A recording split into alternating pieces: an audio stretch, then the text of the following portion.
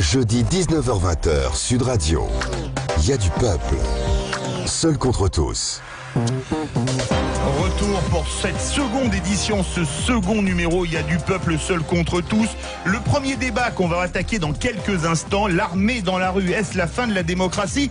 Vous pouvez bien évidemment voter sur Twitter, un score qui est pour le moins large, puisque vous êtes 80% à penser que oui. Ce soir, Étienne Chouard, comme tous les jeudis, professeur de droit et d'économie à Marseille, promoteur et défenseur du RIC, le référendum d'initiative citoyenne, et face à lui, une voix que vous connaissez bien, et c'est sa première ici, enfin, pour les vraies voix, il y a du peuple, Elisabeth Lévy, directrice de la rédaction de Causeur. Avant de commencer le premier débat, Elisabeth Lévy, vous vouliez faire une mise au point suite à l'émission de la semaine dernière que vous aviez écoutée, ce qui est très bien d'ailleurs. Alors d'abord, je voulais vous remercier Sud Radio de cette invitation. Je suis très contente de pouvoir débattre avec Étienne Chouard. Comme vous le savez sans doute, j'aime le désaccord civilisé. Je pense que nous allons en avoir beaucoup.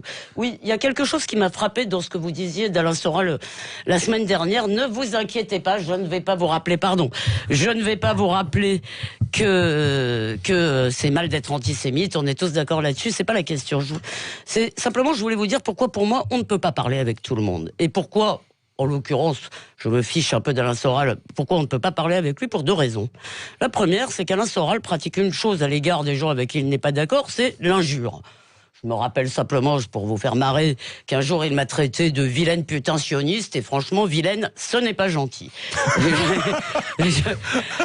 Et il fait ça avec tout le monde. Dès qu'il n'est pas d'accord avec quelqu'un, il est ructe dans l'injure. La deuxième, c'est qu'il a adopté, il a adopté une vision monomaniaque, monocausale du monde. C'est-à-dire qu'en gros, tous les malheurs du monde reviennent toujours à la même chose. Ce seraient les coiffeurs, les pêcheurs à la ligne ou les bachibouzouks, ce serait pareil. Il se trouve que c'est les juifs, le complot juif, etc. On y arrive toujours avec lui. Et je pense que ça le disqualifie intellectuellement. Pas parce que c'est les juifs en l'occurrence, parce que c'est monocausal. Voilà. Et sur le premier point, en fait, c'est là-dessus peut-être que je voulais démarrer le débat avec vous avant d'entrer dans le vif de nos sujets, Étienne Chouard. En entendant l'émission, j'ai noté que vous traitiez le Conseil constitutionnel de pourri ou de corrompu jusqu'à la moelle, le pouvoir de gredin et de criminel. Et ça, il me semble, si vous voulez, qu'on affaiblit un peu le cadre de la délibération démocratique avec de tels termes, parce que c'est confondre un jugement politique. Vous pouvez parfaitement être en désaccord avec toutes sortes de choix politiques faits par les gens, les traiter de criminels, de voyous et leur prêter toujours des mauvaises intentions. À mon avis, ça n'est pas une bonne chose. Et en l'occurrence, s'agissant du Conseil constitutionnel, soit vous avez des preuves de leur corruption, il faut les donner, vous n'avez pas à ce moment-là à sortir les grands mots, les preuves suffisent, soit vous n'en avez pas, et je pense que ça n'est pas bien d'utiliser ces termes. Alors, voilà. Étienne Chouard, si vous voulez répondre, mais brièvement, pour qu'on attaque le premier débat, bien sûr. Réponse, quand même. Ça va de soi. Il me semble que les preuves de la corruption du Conseil constitutionnel sont nombreuses. Ça s'appelle les portes étroites, les visites des multinationales dans les couloirs du Conseil constitutionnel, et ça amène le Conseil constitutionnel à retoquer des lois qui viennent juste d'être prises par le Parlement au nom, par exemple, la dernière fois, c'était de la liberté d'entreprendre, et qui empêche le Parlement de restreindre la liberté des multinationales. C'est de la corruption, pour moi, active. Et non. Je trouve ça littéralement gravissime. Mais est-ce que vous avez des preuves de la corruption ? Pardon, je vous ai coupé, mais est-ce que vous avez des preuves du fait que quelqu'un a été payé pour retoquer ces lois ? Mais j'ai pas besoin de ça. À partir du moment où non, mais j'ai pas besoin de ça. À partir du moment où le Conseil constitutionnel, qui est le garant du respect de la Constitution, reçoit en secret, parce que c'est pas publié, on n'a même pas le verbatim, des lobbies. Je suis désolé, le mot lobby le mot lobby cache du trafic d'influence. C'est un mot gentil pour représenter quelque chose de criminel. Criminel, ça veut pas dire, ça veut juste dire que c'est la plus grave. Ça veut dire criminel. Oui, mais ça veut dire que c'est la plus grave des infractions. Mais c'est un mot qui est pas interdit. On peut parler de crime quand on parle des actions de nos représentants, quand on considère que c'est très grave. C'est pas. Alors, on s'arrête. Mais moi, je persiste à donner. Vous ne m'avez pas donné de preuves, et je persiste à penser. Et parce que vous avez beaucoup d'influence, et je vous appelle à cela. Mais vraiment, je veux dire. Amicalement, on est là pour débattre et se disputer amicalement. Je pense que, ça n'améliore pas le sort d'une seule personne si vous voulez, de diffuser ce genre de choses, et que si vous avez des preuves, il faut les donner. Ça n'est pas une preuve, ce que vous m'avez dit. Et par ailleurs, moi, j'ai une énorme critique à faire du Conseil constitutionnel, effectivement, grave. mais qui n'est pas une critique d'ordre personnel ou criminel. Mais ma chère Elisabeth Lévy, mon cher Étienne Chouard, on pourra parfaitement faire un débat un de ces jours sur le Conseil constitutionnel un jeudi soir. Sur le fond, on sera d'accord. Sur le fond, on sera en partie d'accord. Mais sur le registre du langage, j'observe que effectivement, mais je l'observe pas que chez moi, je l'observe chez tout le monde. J'ai l'impression qu'à chaque fois que nous sommes sur les réseaux sociaux, sur un média qui nous permet de nous exprimer seuls, on parle à la cantonade et on n'a pas vraiment de contradicteur, ça nous pousse à avoir des mots plus durs qui dépassent notre pensée parce qu'en fait, on n'a pas l'interlocuteur. Alors que quand on a quelqu'un en face, on fait tout pour se civiliser, pour se calmer, et on a de bien meilleurs débats quand on est à plusieurs que quand on est tout seul. Ah, ça, c'est je saurais vous contredire sur ce point. C'est ce qui, à mon avis, fait que sur Twitter, on s'empaille assez sévèrement parce que souvent, on est en colère et on vient pousser un coup de gueule. Mais c'est quand même pas très grave de pousser un coup de gueule. Excusez la victime de se débattre et de pousser des cris. On nous fait la remarque en Facebook Live, on passe au débat, point d'interrogation. L'auditeur est roi. Samedi se tiendra l'acte 19 des Gilets jaunes et suite aux violences sur les Champs-Élysées samedi dernier, l'exécutif a décidé de mobiliser les militaires de l'opération Sentinelle dans le cadre du dispositif de maintien de l'ordre, une mesure que les deux principaux syndicats de policiers, Unité SGP Police Force Ouvrière et Alliance Police Nationale, avaient déjà appelé de leur vœu. La mesure a causé beaucoup d'émoi, même si l'utilisation de l'armée lors d'un conflit social n'est pas une première, puisqu'en 1992, Pierre Bérégovoy, alors Premier ministre, avait fait appel aux militaires pour dégager des axes routiers bloqués par des camionneurs qui protestaient contre le permis à points. Plus de 500 soldats, des blindés légers et un AMX-30, un char lourd, avaient été envoyés sur l'autoroute du Nord afin de libérer l'axe Paris-Lille. L'armée dans la rue, est-ce la fin de la démocratie? Vous pouvez bien évidemment voter sur Twitter et réagir sur Twitter et notre Facebook Live. Elisabeth Lévy, que vous inspire l'appel à l'armée pour l'acte 19 des Gilets jaunes samedi prochain? Écoutez, d'abord, c'est peut-être une fausse bonne idée en termes de technique de maintien de l'ordre. Ça, je n'en sais rien. J'y reviendrai peut-être après dans le cours du débat. En revanche, je suis tout à fait effaré, si vous voulez, par le flot de commentaires à ce sujet. Je n'ai pas entendu l'émission d'hier soir, mais j'ai entendu Marine Le Pen nous dire on va faire donner l'armée contre le peuple. Alors, j'ai parlé avec un ami qui est à l'état-major de la gendarmerie. Je veux dire, lui, d'ailleurs, pensait que c'était pas une bonne idée en termes tactiques, simplement. Je veux dire, on va mettre des gens de sentinelle pour faire ce qu'ils font déjà, c'est-à-dire la protection de lieux publics. Pardon, il faut vraiment que je parle dans le micro. Pardon. La protection de lieux publics statiques. Ça ne me semble pas être un scandale démocratique. Nous avons une armée républicaine et l'idée, si vous voulez, mobiliser l'imaginaire, non pas de 92, mais en réalité l'imaginaire des grandes grèves viticoles et ouvrières du début du XXe siècle, si vous voulez, dans lesquelles on a effectivement fait tirer l'armée sur les manifestants, ça ne me paraît pas être de bonne loi. Nous avons quand même un problème de maintien de l'ordre. Il peut y avoir des décisions tout à fait mauvaises qui sont prises, mais je pense que l'un des problèmes samedi dernier a été qu'après la campagne LBD, la campagne anti-policière, en réalité, je veux dire, les policiers y sont allés, on leur a demandé surtout d'avoir une extrême retenue. Et moi, mon ami de gendarme m'a dit, si il y avait une compagnie de gendarmerie devant les kiosques et devant le Fouquet, devant les kiosques qui ont brûlé, on ne serait pas resté l'arme au pied. Parce que, il dit, les gendarmes, en fait, n'attendent pas, je veux dire, que des ordres montent et redescendent. Donc, je pense qu'il y a un problème de maintien de l'ordre. Moi, c'est pas mon métier. Mais je ne crois pas, non, qu'on va faire tirer l'armée sur la foule. Je vous rappelle que nos policiers sont épuisés. Donc voilà, il y a beaucoup d'endroits à sécuriser, beaucoup d'institutions. Non, je ne crois pas qu'il y ait un scandale. D'où peut-être la demande des syndicats de policiers. Étienne Chouard, qu'est-ce que ça vous inspire, l'appel à l'armée? Moi, c'est l'ensemble que j'observe. J'observe que ce gouvernement sert les plus riches du pays et opprime les plus pauvres. Les plus pauvres qui n'en peuvent plus sortent dans la rue. Et tout ce qu'on leur donne en réponse, c'est qu'on leur tire dessus à tir tendu, et puis on leur envoie l'armée. Alors, j'entends ce que vous dites, vous avez raison, hein, l'armée, elle y est déjà, et puis l'armée, elle est censée nous défendre, donc, a priori, non, c'est pas ça le problème. Le problème, c'est surtout que, je sais pas, il me semble qu'à chaque fois qu'il y a des mouvements sociaux, normalement, le gouvernement commence par lâcher du lest, pour que les gens rentrent chez eux, pour calmer. Là, rien. Les Gilets jaunes demandent, ces gens très pauvres, ils demandent qu'on les aide sur les produits de première nécessité. Et ce qui s'est passé en janvier, c'est que les produits de première nécessité ont vu leur prix augmenter au lieu de baisser. C'est-à-dire le gouvernement se comporte comme si il jetait de l'huile sur le feu, comme s'il excitait les gens, au lieu de les calmer. C'est quand même pas compliqué. Vous savez, le CICE, c'est 40 milliards qu'on donne aux entreprises. C'était 20 milliards, maintenant c'est 40 milliards. C'est 40 000 millions qu'on donne aux entreprises sans aucune contrepartie. On ne leur demande rien en échange. Donc c'est des gens qui sont déjà ultra riches, les actionnaires, les gros actionnaires, des très grosses entreprises, gagnent déjà beaucoup d'argent. L'argent qu'on leur donne, la société n'en reverra plus jamais la couleur. C'est de l'argent qu'ils vont pas dépenser, c'est de l'argent qu'ils vont prêter, c'est-à-dire qu'il faudra leur rendre avec un intérêt. C'est-à-dire que ça marche comme un siphon à pognon.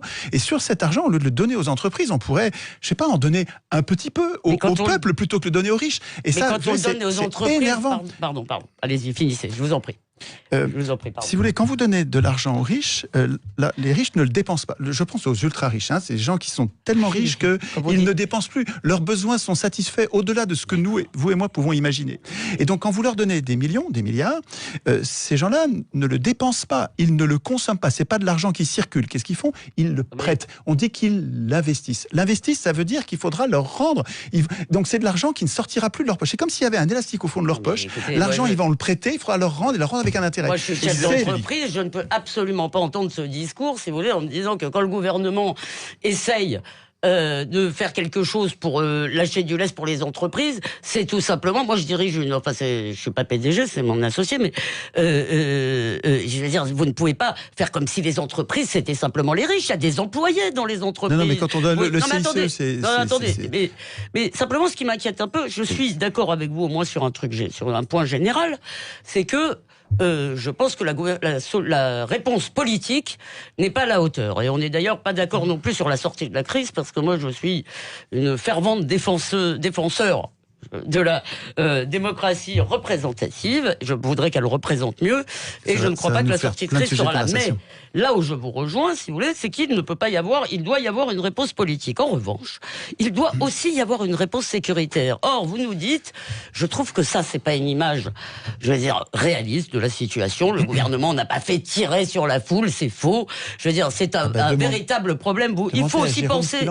J'ai assisté aussi à des manifestations, si vous voulez. Vous n'avez pas eu un mot, pas un, pour condamner la violence. Je veux dire, moi je vois quand même, je parle avec des policiers, jamais, si vous voulez, ils n'ont été autant agressés de façon aussi violente. Et vous connaissez certainement ce texte de Pasolini qui rappelle que dans l'affrontement entre des policiers et les manifestants, il y a aussi des enfants du peuple du côté des policiers. Bah évidemment. Si vous voulez. Je n'ai jamais dit le contraire. Et donc, je veux dire, le gouvernement n'est pas sorti, si vous voulez, pour tirer sur des manifestants qui ne posaient aucun problème. Cela fait 25 samedis, ou je ne sais pas combien de samedis, si vous voulez, qu'il y a un certain nombre de problèmes. À mon avis, c'est d'ailleurs grave parce que c'est au-delà des gilets jaunes, c'est l'objet manifestation qui, depuis quelques années, est menacé. Si vous voulez, parce que ça, on le voit à la fin de toutes les manifestations. Je veux dire, donc je veux bien qu'on reparle de la réponse politique après, mais là, pour l'instant, moi, j'aimerais vous entendre quand même sur cette question de la violence. Et quel choix ? C'est quand même étonnant de vous voir parler de la violence. C'était notre sujet, un peu. Oui, tout à fait. Oui, non, c'est notre sujet. Non, mais je veux bien parler de la violence. Mais parlons vrai. Mais la violence de la victime qui se débat ne doit pas être confondue avec la victime de l'agresseur. Vous savez que l'agresseur, c'est le policier ? Mais non, pas du tout. Mais pas du tout. Mais quand un peuple n'a aucune institution pour se défendre contre les actions politiques qui sont faites contre lui, et qu'il n'a que la rue pour descendre, pour résister au mauvais traitement. Non, mais ça c'est bien la cause première du fait qu'il y a de la violence dans la rue. C'est parce que nous n'avons aucune institution pour nous défendre contre la destruction du droit du travail, la vente des biens publics à vil prix aux copains du président, la suppression de la sécurité sociale. Elisabeth, la suppression de la sécurité sociale. Mais oui, la suppression de la sécurité sociale. Je vais vous montrer un truc. Qui est la carte vitale. Si vous voulez, vous pouvez dire que ça fonctionne peut-être moins bien. Non, mais c'est en train d'être sabordé. Dire que la sécité sociale a été détruite en France, c'est un mensonge. Mais non, mais elle est en train d'être sabordée. Mais non, attendez. Elisabeth, pourquoi je dis ça? Non, je vais reprendre. Elisabeth, pourquoi je dis ça? Quand Bruno Le Maire, le patron de l'économie, nous dit on va supprimer les cotisations sociales. Elisabeth, tout le système de santé français repose sur la cotisation sociale. Tout le système hospitalier, tous les hôpitaux du pays ont été construits avec la cotisation sociale. Si on supprime la cotisation sociale, Elisabeth, on supprime la sécurité sociale. Et ça fait partie des GOPÉ, ça fait partie des grandes orientations de politique économique. L'Union européenne réclame la privatisation, pas seulement de ce service public, de tous les services publics. Alors, mais donc, rejoindre... et ça correspond à ce que Kessler, ancien patron du MEDEF, disait au moment de l'élection de Sarkozy, juste après, il disait, vous voulez comprendre ce qu'on fait ?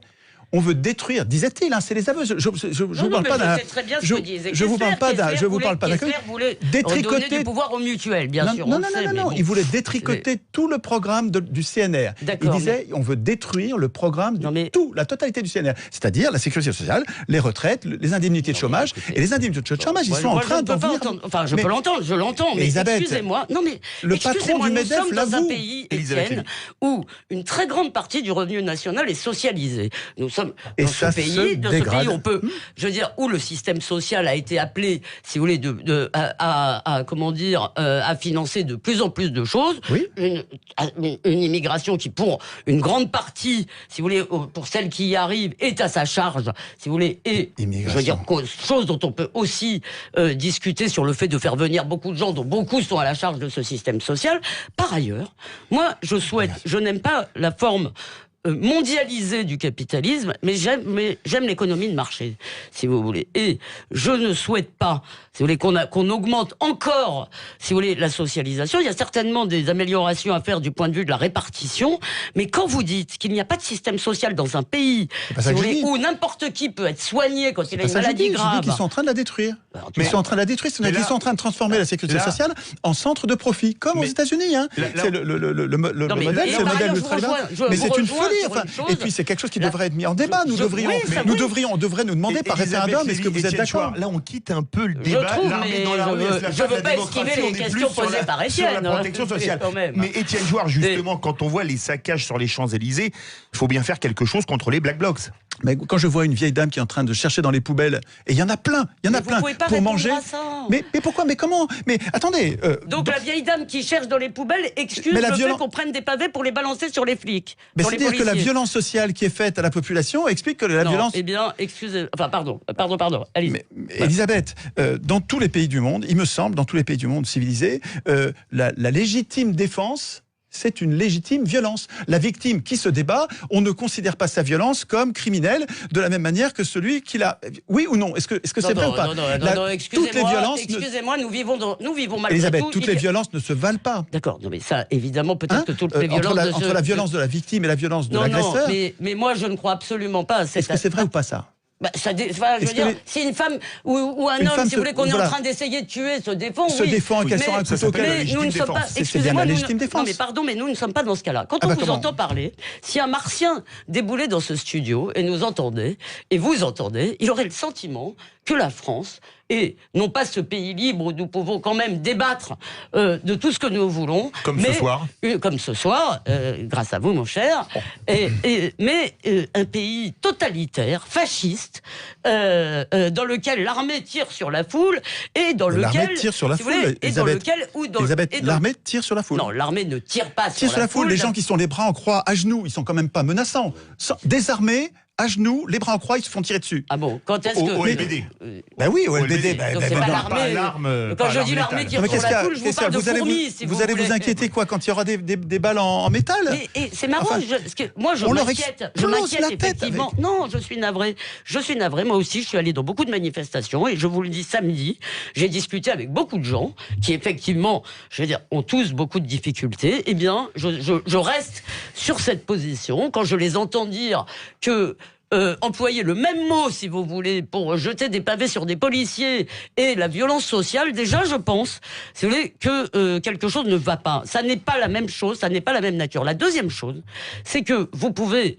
Effectivement, le président de la République souffre aujourd'hui d'un problème de légitimité. Il n'empêche, parce que la légitimité ne se décrète pas, il n'empêche, nous ne vivons pas en dictature.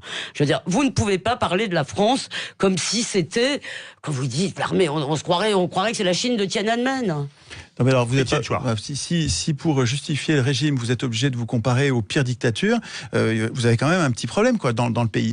Moi il me semble que quand on arrive à détruire la sécurité sociale, parce que c'est ça dont il est question, vous pouvez nier mais bon moi c'est ça dont il est question, mais excusez-moi, pour l'instant je ne le vois pas. Je ne vois pas la corruption au Conseil constitutionnel, je vois des mauvaises décisions et là-dessus on peut se rejoindre. Mais je ne vois pas, si vous voulez, des salauds qui se sont levés un matin en tout cas, pour servir les riches et pour attaquer les pauvres. Je pense que Emmanuel Macron se trompe dans sa politique, mais d'abord il nous a pas vraiment fait d'enfant dans le dos parce qu'au moins il l'a à peu près annoncé qu'il allait faire cette politique. Mais oui, mais je ne pense pas que ce soit ni un criminel ni un gredin ni des gens qui veulent assassiner le peuple. Je veux dire, et franchement ça me... Elisabeth, est-ce que vous avez envisagé l'hypothèse que les Black Blocs, parce que c'est pas les gilets jaunes qui font les violences, c'est les Black Blocs, c'est pas les mêmes. Moi, les gilets jaunes, j'en rencontre tout le temps, sur tous les ronds-points, partout dans le pays. Il y a pas plus gentils. Ils sont adorables. Les gilets jaunes, ça ne veut plus dire grand-chose. Il y a des gilets jaunes très divers. Les gilets jaunes que je rencontre, moi, ils sont vraiment moi, j'en ai adorables. rencontré des pas gentils. Plein. Je vous le dis.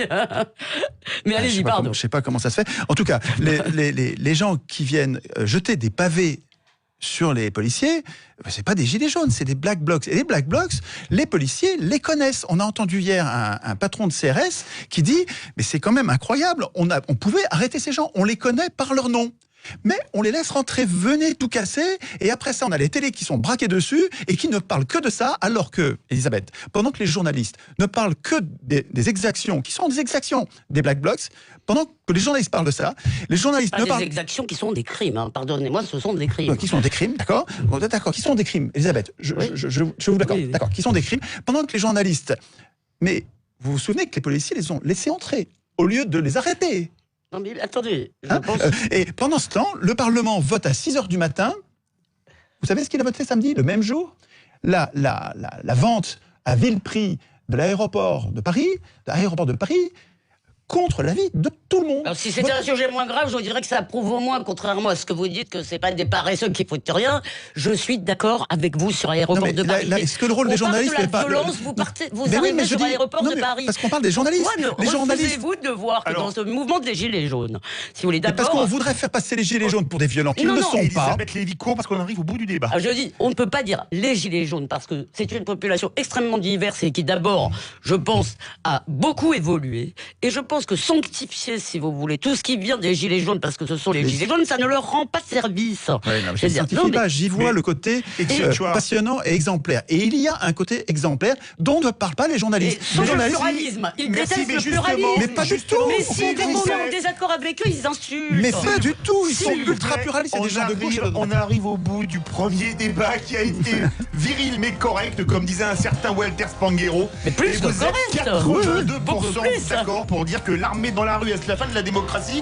Eh bien, on va en parler des journalistes, mais dans quelques instants. Restez bien avec nous sur Sud Radio. Jeudi 19h-20h, Sud Radio. Il y a du peuple. Seul contre tous. Second débat de la seconde de Y'a du peuple seul contre tous, en compagnie d'Étienne Chouard, prof de droit et d'économie à Marseille, promoteur et défenseur du RIC, le référendum d'initiative citoyenne depuis 2005, et d'Elisabeth Lévy, directrice de la rédaction de Causeur. Le second débat, comme tous les jeudis, va être un débat de fond avec une question très concrète relative à la démocratie. S'il y a bien une profession détestée en France, outre celle d'homme politique, c'est le métier de journaliste. Journal plumitif, tous les noms d'oiseaux sont valables pour parler d'eux sur les réseaux sociaux. Ils sont coupables de tous les maux, de truquer la réalité, de servir la soupe aux puissants et d'être vendus au pouvoir en place, ce quel que soit le pouvoir. Des positions sans nuance qui stigmatisent toute une profession qui a, comme toute profession, ses brebis galeuses et ses chevaliers blancs. Les journalistes font-ils bien leur travail ? C'est notre second débat ce soir jusqu'à 20h. Vous pouvez bien évidemment voter sur Twitter et réagir sur notre Facebook Live. Et le moins qu'on puisse dire est que le score est nord-coréen pour le moment, puisque vous êtes 92% à penser que les journalistes ne font pas bien leur travail. Mais vous n'auriez jamais dû poser cette question, vous allez nous déprimer. Elisabeth Lévy, Étienne Chouard. D'abord, comment jugez-vous, Étienne Chouard, la haine dont sont victimes les journalistes sur les réseaux sociaux, parce que tous les noms d'oiseaux leur sont consacrés? Il faudrait d'abord définir quel est le travail des journalistes pour comprendre pourquoi est-ce qu'on n'est pas content de la façon dont ils le font. C'est quoi le travail des journalistes ? Moi, je me fais une très haute idée de la fonction de journaliste. Pour moi, les journalistes, Ce sont des lanceurs d'alerte, ce sont des sentinelles du peuple, comme on les appelait pendant la Révolution française. Et pour faire ce métier de lanceur d'alerte, en fait, ils devraient chercher les complots et les dénoncer. Tous les complots, toutes les intrigues de tous bords contre la démocratie, contre le corps social. Les journalistes devraient être, tout citoyen devrait être un chercheur de complot et un dénonciateur de complot. Ça, la vigilance fait partie, à mon avis, dans toute la littérature que je lis sur la citoyenneté, je vois la vigilance comme une qualité première d'un citoyen digne de ce nom. Et le journaliste, à mon avis, c'est celui qui en fait plus que les autres et qui se concentre, qui en fait son métier et qui est particulièrement vigilant, qui enquête sans arrêt et notamment contre les puissants du moment, les puissants économiques, les puissants politiques, les puissants culturels, que sais-je encore. Les puissants du moment, à mon avis, les journalistes devraient être en train de les traquer parce que les pouvoirs ont besoin de contre-pouvoirs. Vous n'avez jamais entendu parler de Mediapart, cher Étienne ? Oui, tout à fait. Non, mais il y a des journalistes dans le pays quand même, hein. Mais pour moi, ce sont les pires. Mais il me semble que le métier de journaliste, ça devrait être principalement d'être un contre-pouvoir. Donc les journalistes devraient s'en prendre au pouvoir. Or, il se trouve que dans notre pays, les journalistes sont achetés comme des savonnettes. Attends. Laurent Mauduit m'abat sur l'information, mais j'en ai 20 comme ça. Je viens de Marseille, j'en ai pris 15. Vous ne pouvez pas dire les journalistes ne sont pas achetés, leurs médias sont éventuellement achetés, les journalistes sont salariés d'entreprises, et quand on est payé, on n'est pas acheté ni vendu. Mais on est payé, quand on est acheté, on devient salarié, donc subordonné. Le salariat. Alors je vais vous répondre, mais il y a trop de. Le salariat, c'est de la subordination. Pardonnez-moi, excusez-moi, parce que il y a deux questions dans ce que vous venez de dire. Il y a la définition du journalisme. Alors moi, j'ai pas la même que vous, parce que je pense que cette vision, si vous voulez, du journalisme comme quelqu'un qui doit aller chercher les cadavres. Alors attendez, les cadavres dans les placards ne me satisfait pas. En plus, vous avez invoqué les journalistes de la Révolution française. Je ne sais pas si j'ai envie de me placer sous le patronage de Marat, pour être tout à fait honnête. Mais pourtant, ça devrait être l'idole des journalistes.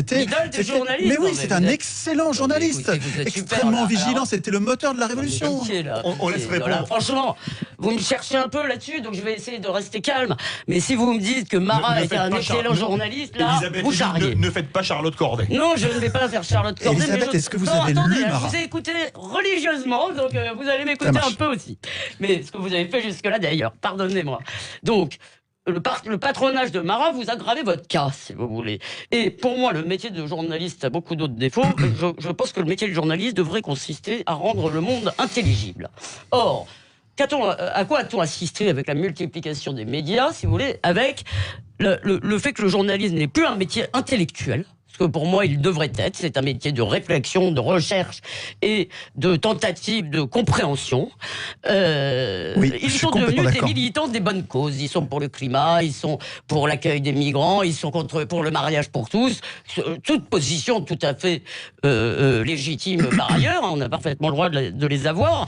Mais disons qu'au lieu d'essayer de rendre le monde intelligible, ils dispensent essentiellement une espèce de morale avec cette circonstance aggravante, c'est qu'ils ne savent pas que c'est une morale. C'est-à-dire ils ont confondu un certain nombre de leurs opinions avec des vérités. Pour moi, ça c'est vrai. Le principal problème du journalisme aujourd'hui, c'est ça, parce que ça produit une sorte de conformisme qui fait que plus on a de médias, plus on a le sentiment qu'ils disent un peu tous la même chose. Maintenant, là où nous nous séparons, mais tout à fait radicalement, à part sur Marat. Non mais Marat, vraiment, vous me choquez. Mais vous l'avez lu, Marat ? Est-ce que vous l'avez lu ? Il y a quand même un certain nombre de choses qui étaient écrites. Le sujet, c'est pas Marat. C'est super important, il y a quand même des appels au meurtre, si vous voulez, récurrents dans la milieu. Écoutez, on va pas lancer un débat sur Marat, mais je vous laisse Marat. Je veux dire, je ne ferai pas Charlotte Corday. Maintenant, vous pensez que le problème principal des journalistes, c'est la dépendance économique. Moi, d'abord, je pense que c'est le conformisme. Je ne pense pas que ce soit la dépendance économique, mais surtout, je n'ai pas terminé, il faut que je dirige un média qui s'appelle Causeur. Je dirige un journal et je vais vous dire quel est notre problème dans ce journal.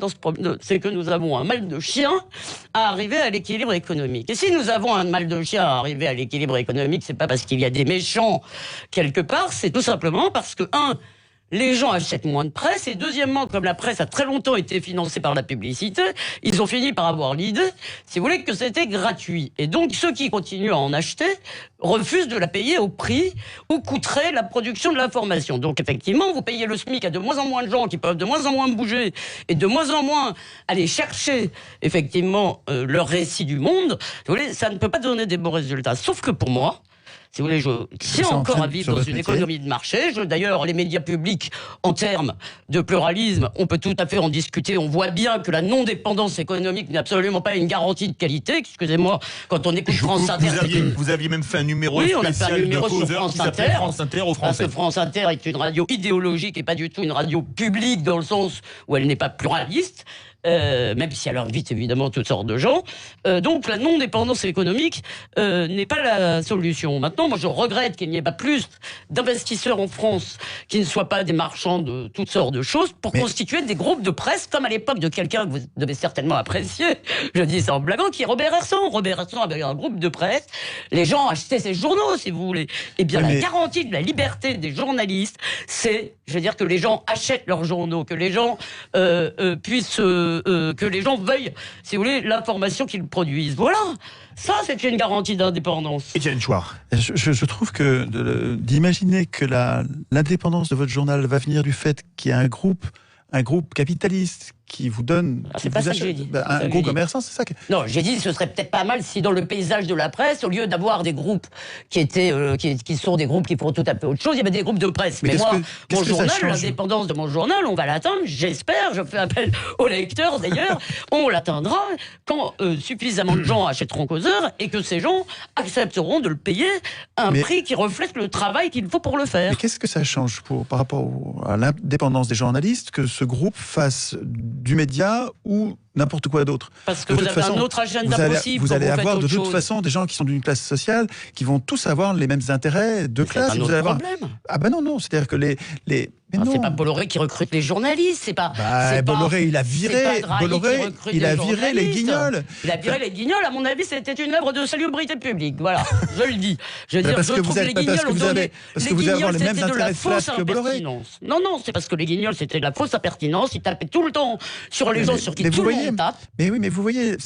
Enfin, Elisabeth, rendez-vous compte quand même que... peut-être que vous êtes d'accord avec la décision d'avoir viré les Guignols, mais rendez-vous compte que le changement de propriétaire fait que tous ceux qui ne sont pas conformes sont débauchés, virés et en fait épurés. Et finalement, le paysage... Mais oui, mais attendez, écoutez, comment voulez-vous... Je travaille aussi dans le groupe de Vincent Bolloré. Excusez-moi, je ne suis pas censuré. Je vais à CNews. Oui, parce que vous êtes conforme. Mais je ne suis pas censuré. Elisabeth, c'est peut-être parce que vous êtes... Je suis payé par ce groupe et on ne m'a jamais demandé quoi que ce soit sur mes opinions. Elisabeth, Chomsky explique bien que les gens qui sont conservés dans les médias contrôlés sont simplement ceux qui sont conformes. Et après ça, il n'y a plus besoin de leur donner d'ordre. Donc c'est ce que vous êtes en train de dire, que je suis conforme. Mais oui, exactement, Elisabeth. Peut-être que vous êtes conforme avec la ligne de celui qui a acheté...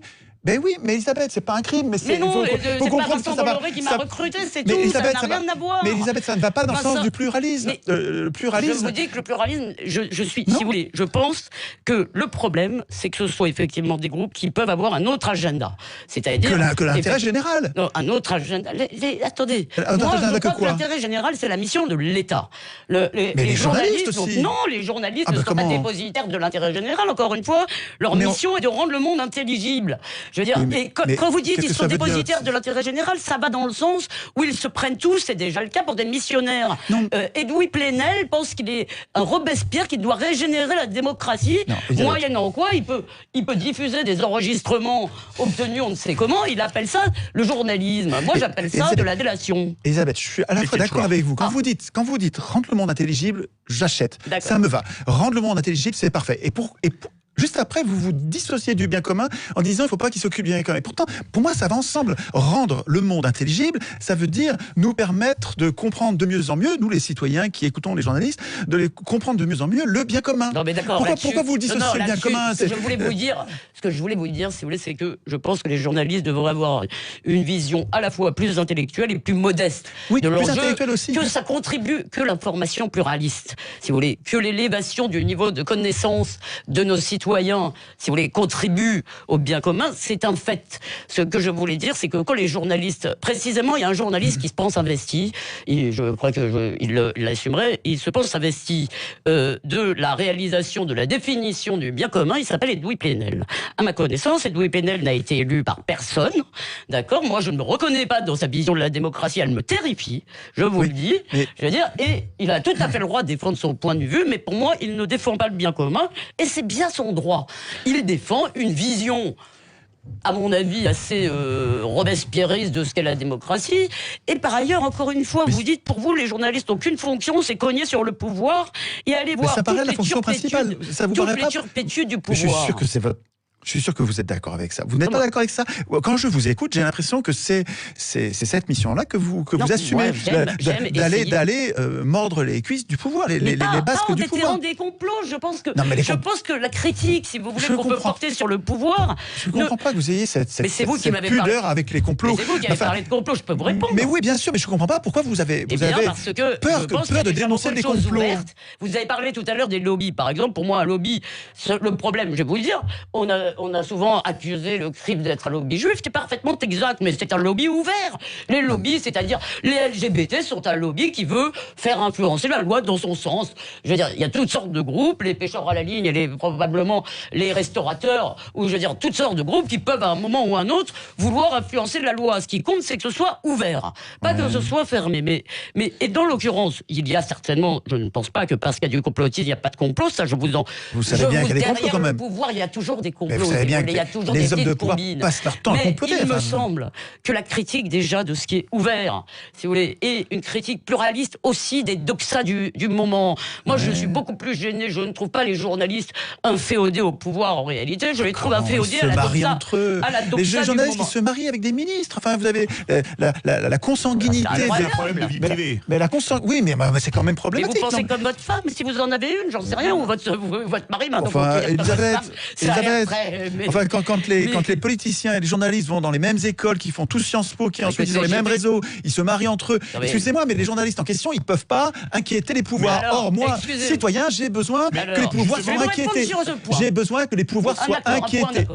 Je vais vous répondre sur un point d'accord, c'est que les pouvoirs devraient craindre quelque chose. Christopher Lasch, qui est bonhomme, un remarquable sociologue, malheureusement mort avant que 92, ce que je regrette, parlait justement du fait qu'il parlait d'un temps où aux États-Unis, les journalistes venaient aussi d'un milieu rural, venaient des petites villes, etc. Discutaient entre eux, ça donnait le spectacle de ces disputes qui aidait les gens à comprendre. Aujourd'hui, effectivement, et notamment par exemple si on prend les grands journaux américains, il y avait un documentaire sur la rédaction du New York Times au moment de l'élection de Trump, c'était assez drôle parce qu'ils étaient en mission. Du coup, on peut pas comprendre, je veux dire, en les lisant vraiment, pourquoi des gens votent Trump, puisqu'ils ont l'air de parler de martiens. Donc sur le fait, si vous voulez, qu'il faudrait une plus grande diversité des gens, y compris de leur origine sociale, qui parlent dans les médias, c'est certainement un fait. Mais l'art perdu de la controverse, ça s'appelait le chapitre. On n'est pas déterminé par sa place dans les processus de production. En tous les cas, en ce qui me concerne, j'ai je prétends pouvoir penser en dehors, je veux dire, de ce que je suis dans le monde socio-professionnel. J'essaye, en tous les cas, de ne pas être que cela. L'homme ne se nourrit pas que de pain. Mais quel rapport avec... Parce qu'on m'avait dit, les gens pensent... Parce qu'ils sont des mêmes milieux, moi j'ai fait Sciences Po, je peux vous dire que des gens qui ont fait Sciences Po en même temps que moi, avec qui je me dispute violemment tous les jours, on pense pas du tout la même chose. Sur des détails. Non, je pense que sur l'essentiel, vous êtes d'accord. Ah bon? En tout cas, vu de l'extérieur, je peux vous dire, il se dégage une impression de consanguinité, de complicité et de connivence qui interdit d'accréditer l'idée que vous soyez des bons contre-pouvoirs.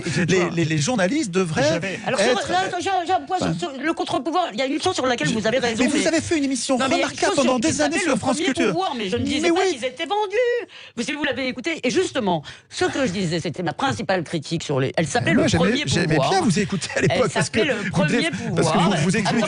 Parce que vous expliquiez bien que... Je voudrais répondre sur le contre-pouvoir. Elle s'appelait le premier pouvoir, cette émission. Et d'ailleurs, pourquoi? Parce que, contrairement à ce que nous serait né, encore une fois, l'aimable Plenel à ce moment-là, les journalistes se prennent pour un contre-pouvoir et ils refusent, alors que c'est un pouvoir qui refuse lui-même d'avoir un contre-pouvoir. D'être lui-même contrôlé. D'avoir un contre-pouvoir. Oui, tout à fait. D'être critiqué, d'être contrôlé. C'est pas des contrôles qui vont arranger les choses. Mais si, c'est des contrôles, oui. Encore plus de lois, plus de règles. Non, je veux des chambres de contrôle des journalistes. Des chambres de contrôle des journalistes. Oui, ça vous. Mais je comprends pas que ça vous choque. C'est élémentaire. Vous n'arrêtez pas de contrôler les chômeurs. Je ne suis pas payé par l'État. Moi, je suis pas payé par l'État. Je refuse que l'État vienne contrôler ce que je fais. Mais qu'est-ce que c'est que cette histoire? Mais comment? Mais c'est pas parce que vous n'êtes pas payé par l'État que vous n'êtes pas contrôlé par l'État. Les contrôleurs des impôts, ils vous contrôlent malgré le fait qu'ils vous payent pas. Eh ben, pourquoi est-ce que Étienne, il y a toujours un contrôle pour un journaliste s'il dit une bêtise ou qu'il écrit une bêtise? Déjà, il y a le public, mais il y a le CSA. Oui, et puis s'il dit ou s'il écrit une bêtise pour la presse écrite, il se retrouve au tribunal. Au tribunal, voilà. Donc, il y a bien un contrôle. Il y a une instance de contrôle. Mais pourquoi il n'y aurait pas une instance de contrôle particulière? Parce que je ne crois pas que ça réglera la question qui est d'abord une question, je pense, mais c'est une question qui concerne toute la société, à mon avis, de niveau intellectuels, c'est-à-dire les journalistes ne se considèrent plus eux-mêmes comme des intellectuels, et ça m'affecte. Ils pensent que le journalisme consiste, si vous voulez, c'est une mission technique, à les déterrer en quelque sorte les faits avec sa pelle et sa pioche et puis les montrer. Mais encore une fois, je pense que la question de la compréhension, la question de montrer des enjeux idéologiques, je n'ai pas besoin, honnêtement, à mon avis, pour faire mon boulot, malheureusement, je n'ai pas de cellule d'investigation pour déterrer des complots, mais en revanche, si vous voulez, je pense qu'il y a un vrai problème mais justement, et conformisme idéologique, voilà, et la critique du pouvoir, elle doit être faite. Même, je veux dire, c'est très bien quand on déterre de véritables complots. L'idée qu'on donne aux gens que le pouvoir, c'est que des complots, des combines et des turpitudes, ça ne me va pas. Et pourtant, c'est le cas. Le pouvoir est dangereux. Nous avons besoin d'hommes de pouvoir qui prennent les lois à notre place pour empêcher la loi du plus fort de régner dans la société. Nous avons besoin d'hommes de loi, d'hommes qui produisent des lois. Mais ces gens sont en même temps dangereux. Donc nous avons besoin qu'ils soient sous contrôle. Nous avons besoin que le gouvernement soit contrôlé, que le Parlement soit contrôlé, que les juges soient contrôlés. 3 pouvoirs, mais aussi les médias et aussi la banque. Les 2 pouvoirs. Je vous posais une question. Attendez, si on contrôle ce que disent les médias, par exemple, on pourrait peut-être dire à Mediapart de ne pas sortir d'une affaire comme Benalla, etc. C'est quand même pas Mediapart qui l'a sorti, rendons au monde ce qui revient au monde, pardon. Ils ont sorti les affaires récemment. C'est le monde qui a sorti l'affaire au départ. La partie des écoutes, c'est Mediapart. Oui, la partie des écoutes qui est scandaleuse. Elisabeth, est-ce que vous êtes capable d'entendre? Est-ce que c'est entendable que c'est pas aux journalistes de se contrôler eux-mêmes, ni de décider la façon dont ils vont te contrôler? De la même manière que moi je suis prof, c'est pas aux profs de contrôler les profs et de décider comment ils vont te contrôler. Est-ce que vous êtes capable d'entendre ça? Est-ce que c'est pas au gouvernement de décider comment il va te contrôler et de se contrôler lui-même? C'est pas au pouvoir de se contrôler eux-mêmes et d'écrire eux-mêmes les règles de leur contrôle. Est-ce que vous pouvez entendre ça? Je vous dis ça. Est-ce que j'ai le droit d'être en désaccord avec quelque chose que j'entends? D'accord, mais quand vous me demandez est-ce que vous pouvez entendre, c'est est-ce que je dois l'accepter? Non, je ne crois pas cela. Et d'abord, vous pensez que les journalistes peuvent? Je voudrais d'abord vous faire une réponse générale. Une réponse générale. Vous semblez penser, d'une façon générale, que notre problème, en gros à tous, c'est que nos élus, que vous qualifiez se sont mis hors contrôle. David et de corrompus. Quand on voit ce que c'est d'être élu dans des petites villes, franchement, je trouve ça vraiment pas. Je trouve ça pas bien de traiter tous nos élus, David, de pouvoir et de salauds qui veulent s'en mettre plein les poches. Les élus locaux sont Mais moi, je pense que notre problème n'est pas que nos élus aient trop de pouvoir, et je pense que là-dessus, d'ailleurs, les gilets jaunes, je veux dire, se trompent sur les causes de leur souffrance. Notre problème est que nos élus n'ont strictement plus aucun pouvoir. Mais évidemment, ils ont bradé la souveraineté qui leur appartenait pas. Ils ne pouvaient pas le faire. Malheureusement. Mais oui, mais pas nous. Mais c'est pas vous, c'est pas moi, c'est les élus qui l'ont fait. Mais c'est scandaleux. Ils ont vendu, ils ont transféré à l'Union européenne un organisme qui est hors contrôle. Arrêtez avec ces termes. Mais ils l'ont même pas vendu, ils l'ont donné. Non, mais c'est scandaleux, ça leur appartenait pas. Encore une fois. Vous dites qu'ils n'ont pas de pouvoir comme si ça tombait du ciel. Ça tombe pas du ciel, ça vient d'une trahison. Vous brassez trop. Excusez-moi parce que comme je vois que l'heure tourne, si on reste sur les, je voulais juste vous répondre sur tous ces pouvoirs, si vous voulez, à qui vous prêtez un pouvoir extraordinaire. Mais je m'en méfie. Je pense malheureusement que notre problème est qu'ils n'en ont pas. Maintenant, sur la question des journalistes, je pense qu'il y a des contrôles, c'est-à-dire que effectivement, il y a des lois sur la diffamation et l'injure, et je trouve que ça suffit. Ça suffit. On ne va pas parce que le jour où maintenant il y a même une loi fake news. Le jour où on parle et en plus une loi fake news qui me comment le résultat, c'est que les journalistes sont haïs parce qu'ils ne sont pas contrôlés et qu'ils se mettent à servir une classe et pas les autres. Parce qu'ils sont pas contrôlés. Mais s'ils ne sont pas contrôlés, ils sont achetés par les riches, ils ne servent que les intérêts des riches. Et bien vous croyez que les pauvres le voient pas, Elisabeth? Ils le voient. Ils le voient et ils trouvent qu'ils sont mal informés. Mais vous pouvez pas. Là, c'est insultant. Excusez-moi, je suis acheté par personne. Je suis payé par mes lecteurs et je ne suis acheté par personne. Et si vous voulez, je peux même vous donner mon salaire. Non mais ça suffit, si vous voulez, cette idée que les journalistes en mettent plein les poches. Et vous pouvez pas dire ça. Je veux dire, vous pouvez dire qu'ils sont mauvais. Vous avez le droit, et je le partage en grande partie. Elisabeth, pourquoi le Crédit Mutuel achète le quart sud-est de la PQR, de la presse quotidienne? Pourquoi pourquoi une banque achète tous les journaux du quart? Je vous ai répondu tout à l'heure, je vous ai Elisabeth, dit que malheureusement... pourquoi la banque achète ça? C'est pas pour gagner de l'argent, ils en perdent. Je vais vous dire, je pense qu'il est... Encore une fois, je l'ai dit tout à l'heure, je pense que quand un groupe qui fait autre chose, si vous voulez, achète un journal, c'est problématique. L'exemple du Pourquoi Figaro... Lazare achète Le Monde? Pourquoi le Rothschild achète Libération? Est-ce que je peux terminer, si vous voulez? Parce que là, je suis en train d'essayer de vous répondre, mais vous voulez pas que je vous réponde. Donc, je veux dire, quand un groupe qui fait autre chose que des médias achète un journal, cela m'inquiète.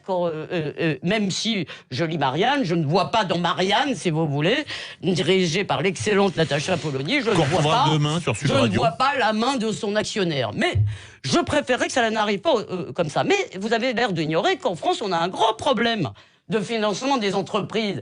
Et comme, visiblement, l'idée même que l'on pourrait vouloir faire venir des capitaux dans ce pays ou les faire rester dans ce pays pour financer les entreprises de ce pays semble... je veux dire, vous déplaire. Je veux dire, je crois qu'on n'en sort pas. Moi, je ne veux pas d'un journalisme subventionné par l'État. Je veux un journalisme payé par ses lecteurs. Eh bien, eux, c'est mon juge. Voilà. Mais vous voyez, c'est des lecteurs. Et je crois que l'utilité sociale, moi, je crois pour Causeur, en tous les cas, je le dis pour mon journal, je souhaite vivement que notre utilité à laquelle je crois se prouve dans la rentabilité économique. Voilà. Il y a quelque chose qu'on a oublié de dire. Il y a quelque chose qu'on a oublié de dire, Elisabeth. Excusez-moi, je change de sujet, mais je reste sur les journalistes. Oui, non, mais pourquoi? parce que vous voulez, parce que vous aimez, vous avez beaucoup de sujets, donc c'est vrai que c'est un sujet super important. Allez. Et je voulais avoir votre avis avant qu'on n'ait plus le temps. Dans les dysfonctionnements du journalisme, j'observe le cas Assange. Pour moi, Julian Assange est l'exemple même, l'icône du journalisme. C'est un gars qui nous a donné sa vie pour nous informer. C'est vrai ou c'est pas vrai ça? Il nous a donné sa vie. Ce gars est en prison depuis 10 ans. 6 ans en quartier de haute sécurité. C'est pire que les quartiers de haute sécurité. À l'ambassade où il est à Londres, ce gars-là, il ne voit pas la lumière. Mais oui, mais attendez, il voit pas la lumière, il n'a pas le droit d'aller marcher, il sort pas, il n'y a pas de fenêtre, il voit pas dehors. Et qu'est-ce que disent les journalistes de tous les pays du monde? Qu'est-ce que vous dites, Elisabeth? Plus sincèrement et sans agressivité aucune, mais je vous pose une question. Qu'est-ce que vous dites de ça? Comment ça se fait que les journalistes n'en parlent pas? Comment ça se fait qu'on ne protège pas ce type-là?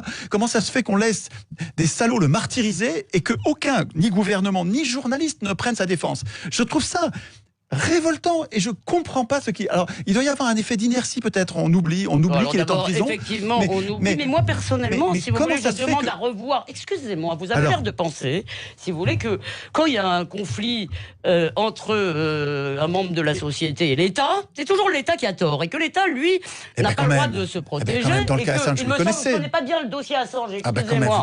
Donc je suis contre le traitement que vous venez de décrire. Non mais attendez, vous posez des questions et puis après quand je réponds, vous reprenez. Oui. Donc je c'est juste des courtes interruptions d'un mot. Quoi, non, mais bien sûr, c'est juste que je suis moins concentré. Peut-être j'ai moins un raisonnement moins fluide que le vôtre, donc quand vous m'interrompez, je perds mon fil. Voilà. Donc, Assange, je ne connais pas exactement le dossier. Ce que je sais, c'est que l'idée, justement, c'est là, on va arriver. Donc, son traitement est certainement scandaleux. Tout à fait scandaleux en termes humains. Les pires criminels sont pas traités comme ça. En revanche, si vous voulez, je pense que Assange a enfreint des dizaines de lois sur la sécurité de son pays. Il a mis des gens. C'est bien Assange qui a mis des gens en danger. Il est l'archétype de ce que doivent faire les journalistes. Elisabeth, c'est là où on n'est pas d'accord. Elisabeth, les journalistes devraient faire ça. C'est dénoncer les complots des puissants. Moi, je pense que l'État doit aussi, si vous voulez, je ne crois pas qu'il faille supprimer complètement la raison d'État. Je crois que les États doivent aussi se protéger. Je ne sais pas si dans le cas d'Assange, je vous dis que dans le cas d'Assange, je viens de vous dire que je n'étais pas d'accord avec le traitement que vous décrivez. Et je vous dis, je ne me rappelle pas exactement entre les différents leaks. Je vous avoue que je ne suis pas une spécialiste de la chose.